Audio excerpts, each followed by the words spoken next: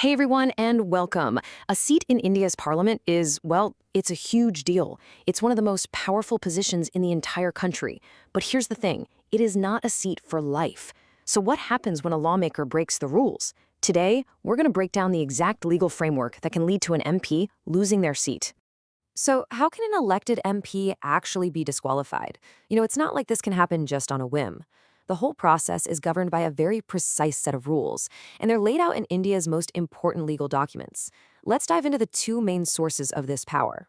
The entire framework for disqualification really rests on two main pillars. First, you've got the big one, the Constitution of India itself.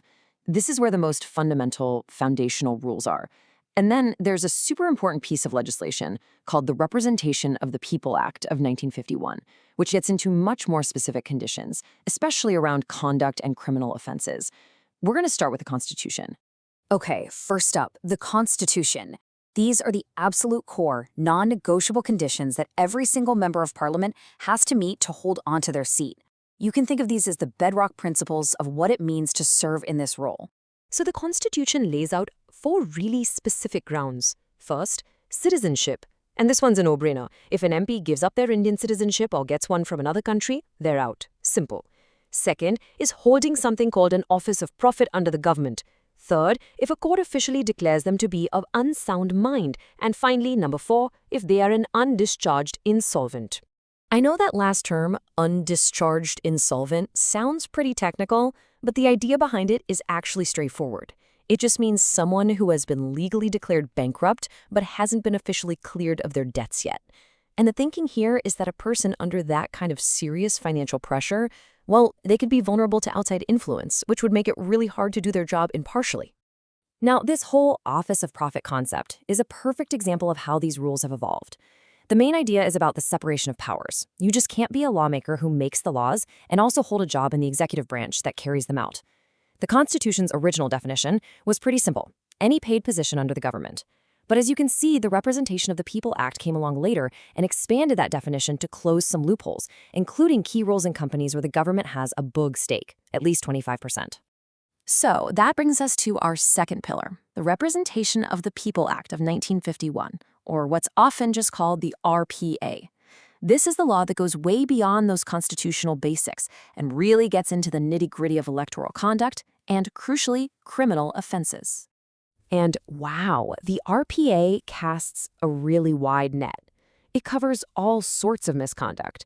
We're talking about things like corrupt practices during elections, think filing false expense reports, or improperly benefiting from government contracts. It even covers being fired from a government job for corruption. And it also extends to some very serious social crimes, like promoting hatred between different groups, or offenses related to dowry and untouchability. But here it is. This is probably the most talked about provision in the whole Act. Under the RPA, if a sitting MP is convicted of any criminal offense and is sentenced to prison for 2 years or more, they face immediate disqualification from Parliament. That 2-year mark, that is the critical line. Now that word on the screen, immediate, is so important. Because believe it or not, it wasn't always this way. For a long time, there was a legal loophole that let convicted MPs hold on to their seats while they filed an appeal. But the Supreme Court stepped in, and their argument was powerful. They said that letting this happen goes against the basic idea of equality before the law. Their stance was crystal clear. The disqualification is immediate. And this led to a case that changed everything. And this slide just lays it out perfectly. Before 2013, a specific section of the RPA gave convicted MPs a 3-month window to file an appeal, and during that time, they could stay in office. But then came the 2013 Lily Thomas versus Union of India case, and the Supreme Court declared that section unconstitutional. The court basically ruled that allowing a convicted person to keep making laws for the country violated core principles of justice. From that moment on, disqualification became effective the very instant a conviction is handed down. So let's pull all of this together. Why do we even have these incredibly detailed rules? Well, they're all there for a reason. They're designed as a crucial constitutional and legal safeguard to make sure that our lawmakers meet a certain standard of conduct, integrity, and public trust. All right, let's do a quick recap of the key takeaways here. First, remember the two-tiered system. The Constitution sets the foundation, and the RPA builds on it with specific offenses. Second, the grounds for disqualification are incredibly broad, covering everything from an MP's personal status, like citizenship, to their professional integrity and criminal record. Third, the law is not static, it evolves, like how the RPA expanded on the idea of an office of profit. And finally, never forget the crucial role of the judiciary in interpreting these rules, with the Lily Thomas case being the perfect game-changing example.